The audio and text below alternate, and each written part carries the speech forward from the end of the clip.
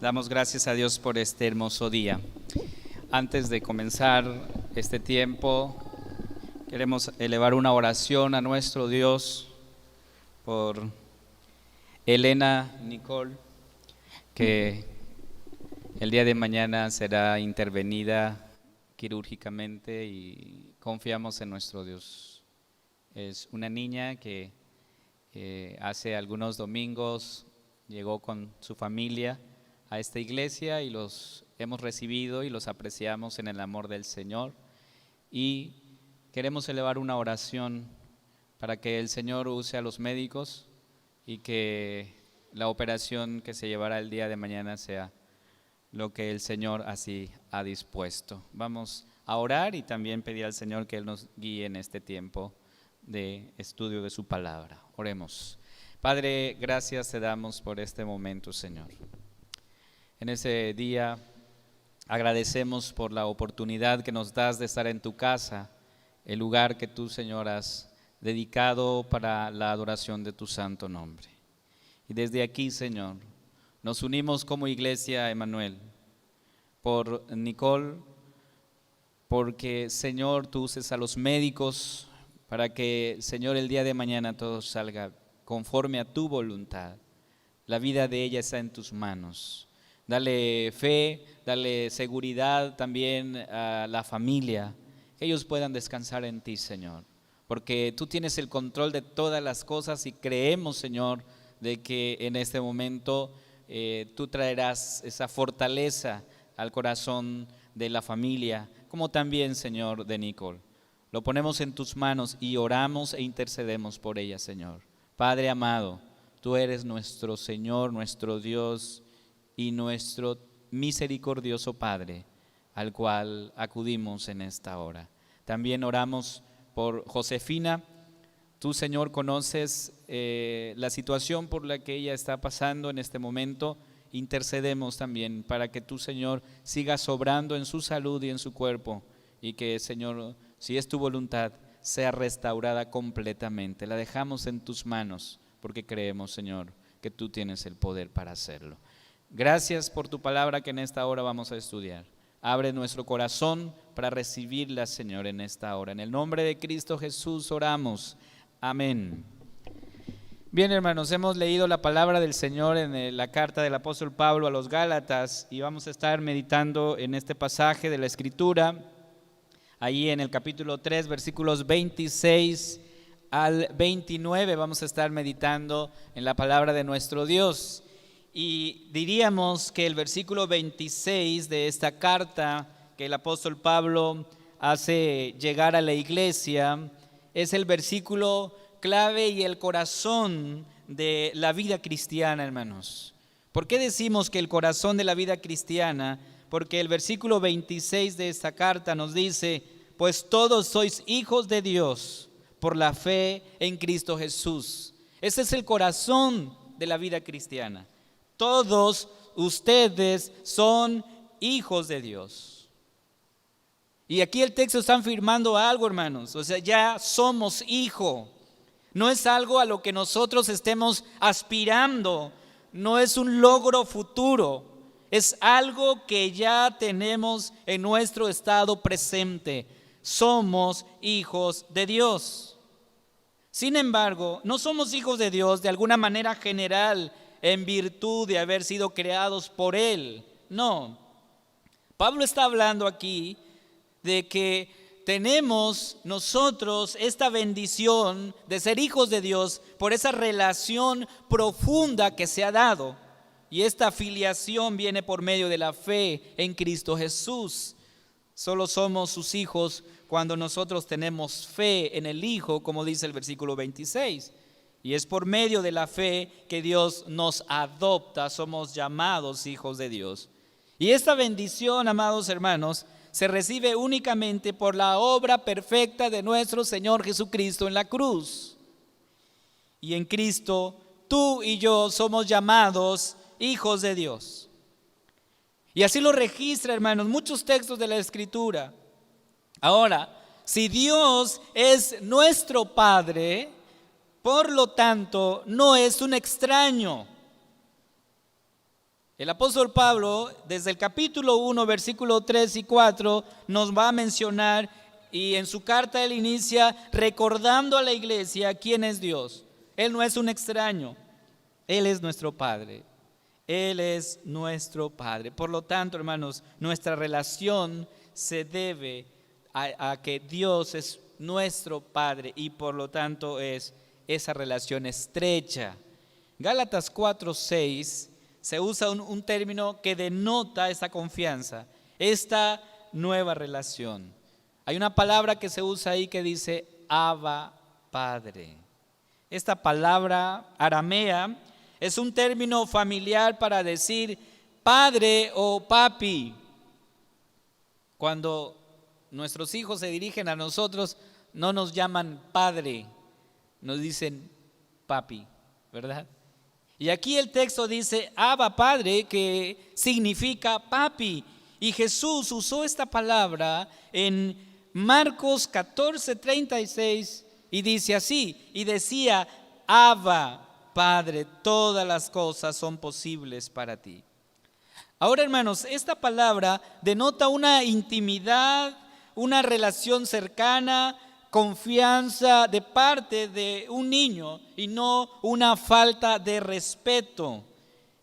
Y es por eso, hermanos, que indudablemente esta palabra expresa la nueva relación con Dios proclamada y vivida por Jesús y experimentada luego por los que creen en Jesucristo.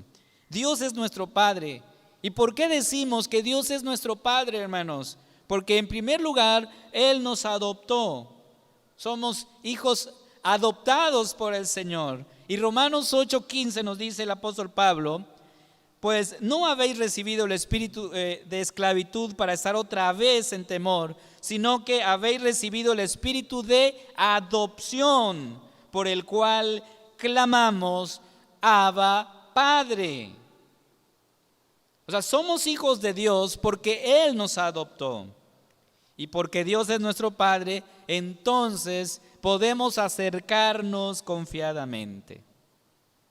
El profeta Isaías 64:8, el profeta se dirige a Dios en su petición por Israel, porque Israel ha fallado, está desolada, y entonces el profeta le dice al Señor, ahora pues Jehová, tú eres nuestro Padre, nosotros barro, y tú el que nos formaste, así que obra de tus manos somos todos nosotros. ¿Cómo dice aquí la palabra del Señor, hermanos? Dice, ahora pues Jehová, tú eres nuestro Padre. Él es nuestro Padre, hermanos.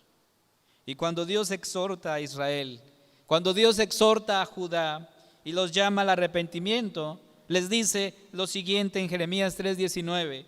Yo preguntaba, ¿cómo os pondré por hijos y os daré la tierra deseable, la rica heredad de las naciones? Y dije, me llamaréis Padre mío, y no os apartaréis de en pos de mí. El Señor diciendo, ¿cómo me van a llamar? Me van a llamar Padre mío. Es lo que el Señor nos dice, hermano. Entonces, si Dios es nuestro Padre, aquí hay algo que debemos explicar un poquito. Estamos a gustos y estamos contentos de que nosotros somos hijos de Dios, ¿verdad? Que los que estamos aquí el día de hoy somos hijos de Dios. Ahora hay un punto importante, hermanos. Si Dios es nuestro Padre, entonces debemos aceptar su corrección. Y ahí como que ya no nos gusta, ¿verdad? No nos gusta, pero es necesario entender y comprender esto. Los no de Dios también son de bendición para nosotros. Sin embargo, eso muchas veces no nos gusta. Las correcciones son de bendición para nuestra vida. Tampoco eso nos gusta. El autor de Hebreos nos dice en el capítulo 12, versículos 5 y 6, y habéis ya olvidado la exhortación que como a hijos, dice, como a hijos se os dirige diciendo, hijo mío, no menosprecies la disciplina del Señor, ni desmayes cuando eres reprendido por Él, porque el Señor al que ama, disciplina y azota a todo el que recibe por hijo.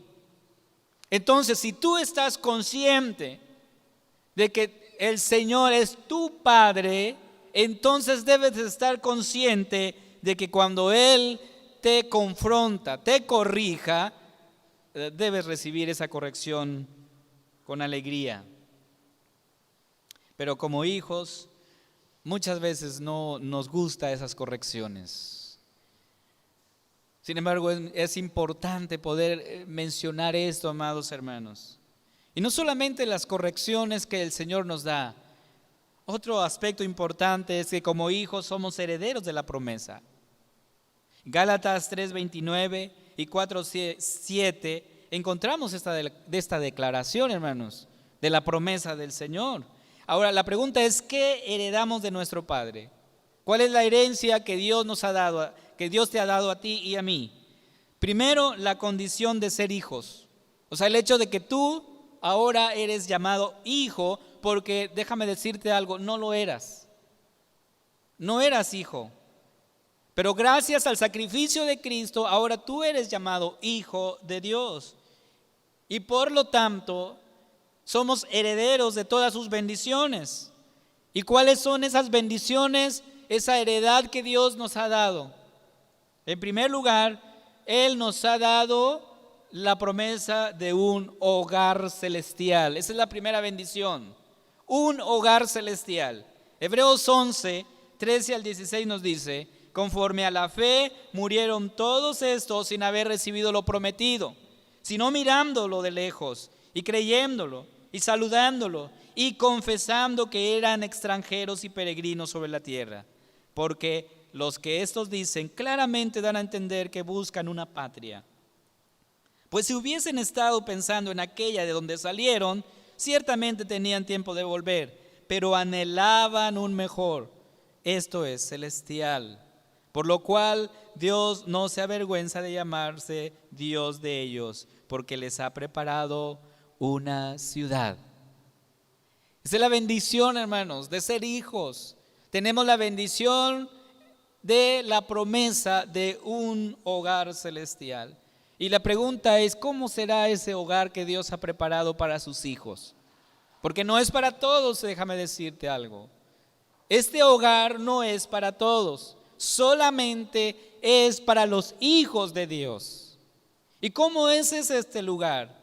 Apocalipsis 21, 1 al 4, pero voy a leer el versículo 4, que dice así: enjugará Dios toda lágrima de los ojos de ellos, y no habrá muerte, ni habrá más llanto, ni clamor, ni dolor, porque las primeras cosas pasaron. Así es el lugar que Dios ha prometido para sus hijos, hermanos. Yo pregunto, y te pregunto a ti en esta hora, ¿crees que Dios es tu Padre? ¿Estás seguro de eso? Si Él es tu Padre, por lo tanto no es un extraño. Ahora, ¿cómo es tu relación con Dios? ¿Cómo está tu relación con Dios? ¿Es estrecha? ¿Es íntima? ¿Es de confianza? Y es que culturalmente nos han enseñado, y lo hemos aprendido, no sé por qué, si es la cultura, no sé a qué se deba, que parece ser que como hijos le tenemos mucho aprecio a nuestras mamás y a papá como que no tanto. No sé a qué se deba. Cuando alguien llama a la casa por teléfono, a la familia, ¿por quién pregunta primero? ¿Y está mamá? Pues hacerlo primero, hermanos. Entonces, aquí observando esto, la pregunta es: ¿por qué las relaciones muchas veces no se estrechan con nuestros padres? No tendría que ser así. Tendría que ser con los dos, papá y mamá. Y esta relación que aquí se habla, hermanos, debemos anotar que tú y yo somos hijos adoptados. Sin embargo, al ser adoptados tenemos todos los derechos y todas las obligaciones que esto implica. ¿Crees que Él es tu Padre? Y si eso crees, entonces aceptas con gusto sus correcciones, porque sabes, esas correcciones que recibimos del Señor son muestras de su amor. Es porque Él nos ama. Y el apóstol Pablo en esos capítulos lo enfatiza tanto que la palabra hijo se repite como 6 veces. Entonces debe quedar muy claro que Dios es nuestro Padre. Y el hecho que hoy seamos llamados hijos de Dios, y que Dios sea ahora nuestro Padre, se debe gracias a la obra perfecta de nuestro Señor en la cruz del Calvario. Por eso. Y en ese sentido, entonces, hemos visto que somos hijos de Dios. Hemos visto que en Cristo somos llamados hijos de Dios. Y en segundo lugar, en Cristo no solamente fuimos llamados hijos de Dios, sino que recibimos nueva vida. Tú recibes nueva vida. Estamos conscientes de que no podemos nosotros jactarnos de nuestra vida pasada y mucho menos de nuestra vida presente, ya que si ahora somos lo que somos es por la gracia de Dios, nada más. Y en Cristo hemos pasado de muerte a vida, ¿sí? Juan 5:24 dice: de cierto os digo, el que oye mi palabra y cree al que me envió, tiene vida eterna y no vendrá a condenación, mas ha pasado de muerte a vida. Entonces en Cristo hemos recibido ropas nuevas, dice ahí la palabra en Gálatas 3:27, el pasaje que estamos estudiando dice: porque todos los que habéis sido bautizados en Cristo, de Cristo estáis revestidos. Hemos recibido ropas nuevas. Y Gálatas 2:20 nos recuerda la Escritura: con Cristo estoy juntamente crucificado, y ya no vivo yo, mas vive Cristo en mí. Y lo que ahora vivo en la carne, lo vivo en la fe del Hijo de Dios, el cual me amó y se entregó a sí mismo por mí. Tenemos entonces el llamado de que si somos hijos de Dios, a honrar esta nueva vida. ¿Cómo honramos esta nueva vida que Dios nos ha dado? Gálatas 5:15 nos dice lo siguiente: pero si os mordéis y os coméis unos a otros, mirad que también no os consumáis unos a otros. Entonces la nueva vida que ahora tenemos en Cristo es un llamado a vivir en conformidad con el Evangelio. ¿Y cuáles son las evidencias de esta nueva vida, hermanos? ¿Cuáles son las evidencias de que ahora tenemos esta nueva vida en Cristo? Gálatas 3:28 nos recuerda aquí lo siguiente: y ya no hay judío ni griego, no hay esclavo ni libre, no hay varón ni mujer, porque todos vosotros sois, ¿cuánto, hermanos? Uno. Somos uno. No somos 2, no somos 3, no somos 4, somos uno en Cristo. Eso es lo que el Señor nos enseña aquí.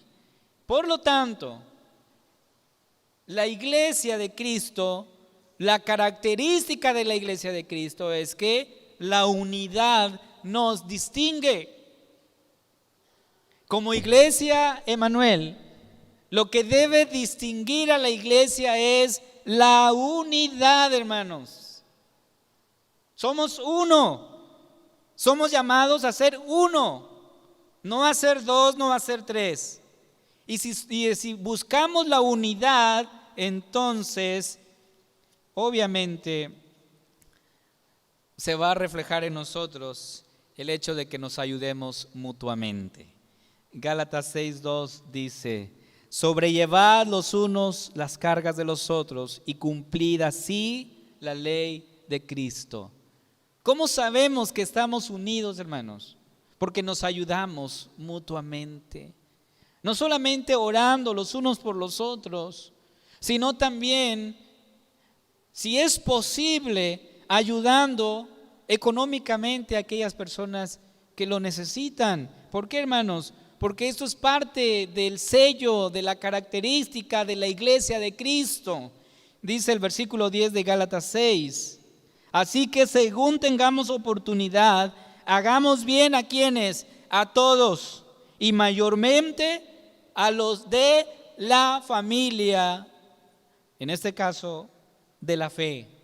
Entonces, hermanos, el texto te está enseñando a ti, me está enseñando a mí, que el Señor nos llama a hacer el bien a todos, no solo a unos, sino a todos. Sin embargo, hace el énfasis aquí diciendo mayormente a los de la familia de la fe. Entonces ese es el llamado que tenemos, hermanos. Por eso es necesario que nosotros vivamos en conformidad con el Evangelio. ¿Por qué es necesario esta unidad? Porque uno de los beneficios de la unidad de la iglesia, del cuerpo de Cristo, es lo que dice Efesios 4:16.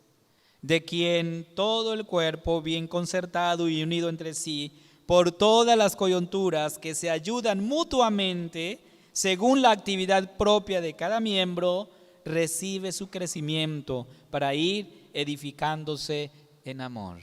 El beneficio de esta unidad es crecimiento. Crecemos, hermanos. Entonces, Iglesia Emmanuel, hoy eres llamado a vivir en unidad, no a ser una iglesia fría, sí, donde vienes, te sientas y te vas. Eso no es la iglesia de Cristo. Es una iglesia donde hacemos comunidad, donde todos vivimos y compartimos el Evangelio de Cristo y nos amamos, porque esto es el sello y la característica de la iglesia de Cristo. Nos ayudamos mutuamente. ¿Cómo podemos aplicar lo que dice el versículo 10 de este pasaje? Así que tengamos oportunidad, hagamos bien a todos. ¿Cómo sé si alguien está pasando por una necesidad si no le hablo, si no le saludo? Es necesario entonces hacer comunidad y empezar a vivir lo que el Evangelio nos enseña. Yo pregunto, ¿somos hijos de Dios? ¿Hemos sido llamados a ser hijos de Dios? La pregunta es, ¿qué hemos hecho para merecer todo este bien? ¿Qué has hecho tú para merecer este bien de ser llamado hijo de Dios? ¿De qué debemos nosotros gloriarnos si es el caso? Yo creo que la respuesta es, de ninguna manera nosotros podemos gloriarnos, porque todo lo que hemos recibido es gracias a Dios y se lo debemos todo, nada más a Él. Si ese es el caso, entonces la pregunta es, ¿de qué debemos arrepentirnos como iglesia? ¿De qué debemos arrepentirnos como iglesia? Esa es la pregunta para nosotros. Hemos visto que fuimos adoptados como hijo de Dios. Hemos recibido muchas bendiciones y la justicia de Cristo está en nosotros ahora porque somos hijos de Dios. Pero posiblemente tú digas, bueno, yo no estoy seguro que sea hijo de Dios. Puede ser. Entonces hoy te invito a que creas en Cristo, confíes en su muerte y resurrección y tendrás, te aseguro, tendrás el regalo de la vida eterna. Y entonces pasarás de ser una creación de Dios a ser un hijo de Dios. Y el apóstol Juan, hablando en este sentido, en el Evangelio de Juan, capítulo 1, nos recuerda lo siguiente. Versículo 12. Mas a todos los que le recibieron, a los que creen en su nombre, les dio potestad de ser hechos hijos de Dios. Si no estás seguro de que eres hijo de Dios, yo te invito a que creas en Cristo. Si lo haces, te aseguro que tendrás el regalo de la vida eterna y entonces pasarás de ser una creación de Dios a ser hijo de Dios con todos los privilegios y también responsabilidades que hoy hemos hablado. Por lo tanto, hermanos, en consecuencia de lo que ahora somos hijos de Dios, hoy somos llamados a vivir una vida que agrade su nombre. descansando solamente en esa obra perfecta que Cristo llevó a cabo en nuestro lugar, y no vivir más en incredulidad. Descansemos en esto. Él es nuestro Padre y ahora nosotros somos sus hijos. Y yo pregunto, hermanos, si Él es nuestro Padre celestial, si Él es nuestro papá, tú puedes acercarte con esa confianza. Yo no sé cómo llegaste el día de hoy. Yo no sé cuáles sean las preocupaciones que tú tengas el día de hoy. No lo sé. Dios lo sabe. Dios sabe cuán angustiado estás o cuán alegre estás. Puedes acercarte hoy a tu Padre Celestial y hablarle con toda confianza, con toda seguridad. Te aseguro que Él no te va a dar la espalda, que Él no te va a decir como muchas veces nosotros como padres decimos a nuestros hijos: no tengo tiempo ahora, o no me molestes porque estoy ocupado. Nuestros padres ahora a veces lo decimos muchas veces, ¿sí? Sí, no tengo tiempo ahora, ven más tarde, o no me molestes, estoy trabajando. Dios no es así, hermanos. Dios es un Padre amoroso que te aseguro que cuando tú vayas a Él, dobles tus rodillas y le digas: papá, aquí estoy, tú conoces todo de mí, sabes cuán preocupado estoy, pero aquí estoy. Aquí está mi vida en tus manos.